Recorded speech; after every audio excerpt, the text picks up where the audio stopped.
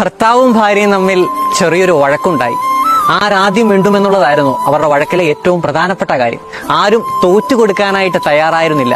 എങ്കിലും ഭർത്താവിന് അതിരാവിലെ ഒരു സ്ഥലം വരെ പോകാനുള്ളത് കൊണ്ട് ഭാര്യയുടെ കിടക്കയിൽ ഒരു ചെറിയൊരു കുറിപ്പിൽ ഇപ്രകാരം എഴുതി വെച്ചു: നാളെ രാവിലെ 6:30 എന്നെ വിളിക്കണം. എന്നിട്ട് സുഖമായി നീണ്ടു നിവർന്ന് കിടന്നുറങ്ങി. അടുത്ത ദിവസം രാവിലെ ഭർത്താവ് എഴുന്നേൽക്കുമ്പോൾ സമയം 10 മണി. അവള് കാണിച്ച നെറുകേടിന് അവളെ ഭസ്മമാക്കിയിട്ടേ ഉള്ളൂ എന്ന മട്ടിൽ ഭർത്താവ് തുനിഞ്ഞിറങ്ങുമ്പോൾ കട്ടിലിന് മുകളിൽ മറ്റൊരു ചെറിയ കുറിപ്പ്: ചേട്ടാ എഴുന്നേൽക്ക്, സമയം 6 മണിയായി. സ്നേഹപൂർവ്വം സ്വന്തം ഭാര്യ. ചില തോറ്റുകൊടുക്കലും വിട്ടുകൊടുക്കലും ജീവിതത്തിൽ ഉണ്ടാകുമ്പോഴാണ് കുടുംബജീവിതം അത്രമേൽ സുന്ദരമായി തീരുന്നത്.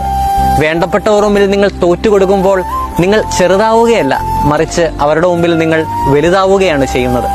ദൈവത്തിന്റെ വചനം പറയുന്നു, സർവോപരി നിങ്ങൾക്ക് പരസ്പരം ഗാഢമായ സ്നേഹം ഉണ്ടായിരിക്കട്ടെ. കാരണം സ്നേഹം നിരവധി പാപങ്ങളെ മറയ്ക്കുന്നു.